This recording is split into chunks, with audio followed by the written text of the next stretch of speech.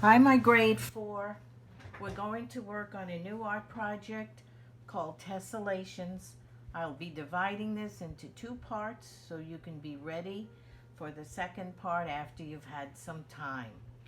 The supplies that you're going to need for this are a plain piece of paper. Once again, you can use the plain printer paper. If you have drawing paper at home from a sketch pad or something and it's much thicker, but about the same size, that's fine to use too. I'm just choosing printer paper because I think most people would have that.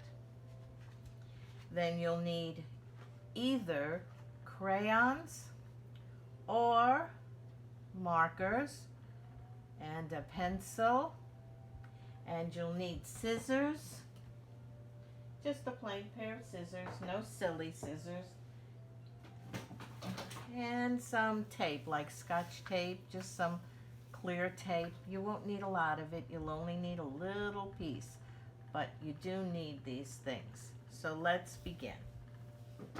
What in the world is a tessellation? Well, a tessellation is an arrangement of shapes that fit together really close, kind of like a puzzle, in a repeated pattern. Remember, a pattern repeats the same thing again and again and again, with no spaces or overlapping. Spaces we call gaps. There are no spaces in between each shape and no overlapping. Each one fits exactly into each other. Let me show you some student work of tessellations. Here's a lovely tessellations done in marker, and these are cats. You can see the same shape of the cat repeats over and over and over, each different direction, and it fits exactly into each other. This one is marker. Here's one done in crayon, which is just as beautiful. That's why I'm telling you, you can choose either one. But it really does help if you have a Sharpie black marker to do the details. So let's begin. Let's start on your new paper. You need to cut a square. It has to be exactly 3 inches by 3 inches. You need a ruler to measure. If you're having a lot of trouble, you might need some help with this.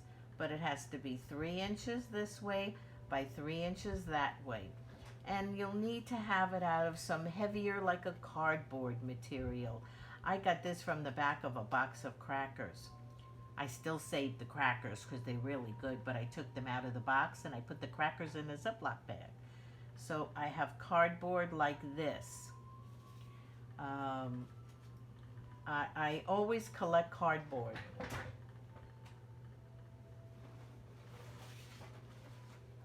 You see, boys and girls, I have pieces of cardboard. We went to Panera's. My husband picked up something good, and I'm saving the box because this is cardboard. So start to save good cardboard. You need it for our projects. It's very helpful. This is going to create our template or our tracer for our shape. Now, here's what you're going to do. I started it on blue paper just so I could show you some different things. You need to take, you can do it in pencil. You need to take your pencil on your square and start on the upper right hand corner. That's right here, right at the corner. Not here or here, but right at the corner. And you're going to draw a simple, easy, slightly curvy line that goes out to the middle and comes back down to this corner. No little zigzags, please, because that makes it very hard for you. Something simple like a curve like this. I'll show you another one. Here's another curve. It doesn't have to be complicated. Starts right here at the corner and just comes out and then back in here. Nothing like this, boys and girls. No little zigzags coming out here. You can't work with that. You start here and do something right out to about the middle, and then slowly come back to the opposite corner. Here's one that I decided that I liked. I came out here, I came around and in a little bit and back down to the corner. You must come out from the square into the middle. That's going to give you your shape here, which is important. After you've done that, you're going to cut your shape out. And here's where I did it on the piece of cardboard to show you. All right. You're going to cut your shape out. There we go. Let me redraw it a little bit here. Cut it out. Now if you make a mistake and you don't cut on your line, don't try and fix it or trim it. That will destroy the whole shape. Wherever you made your mistake, just leave it alone. That will be part of your new shape. Cut it out and take it apart like that. Now I want you to put a number 2 on the little part that you cut out and a number 1 on the part that's left. They're both very important. After you draw your line,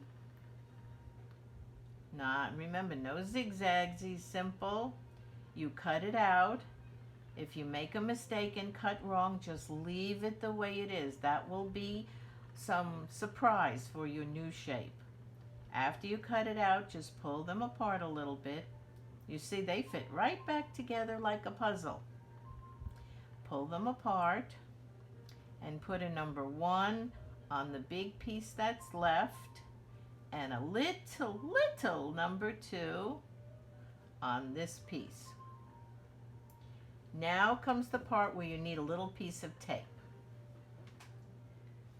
I like to get it ready and I stick it on something so it's ready for me. See, I stuck it over here on the side of my bowl holding my markers. All right, you pick up this little piece number 2. Don't flip it, don't turn it, don't twist it. Just slide it across. Once again, you take your piece number 2 and you lift it up and slide it, slide it across. And match it up. Match up your sides the most perfectly you can. Is that matched? Sticks out the top. How about that? Sticks out the bottom. There we go, like the 3 Bears and Goldilocks. Just right. And while you're holding it still, tape it together. Now, if you're like me, I don't like all this floppy stuff. So I like to put a little piece of tape again. Don't let your tape stick out. It's got to stay inside. I like to put an extra piece here and an extra piece down here. Don't let any of your tape stick out. All right. This is your new shape that you are going to make your tessellation from. Once you have that, we'll be ready for part 2. So I'll see you for part 2, boys and girls. If you don't get your first one right, try it again. You'll need to have a few cardboard squares then to try it. And I want to see when you're done, let's be ready to get started creating our tessellation by drawing and repeating this shape again and again and again. See you for part 2.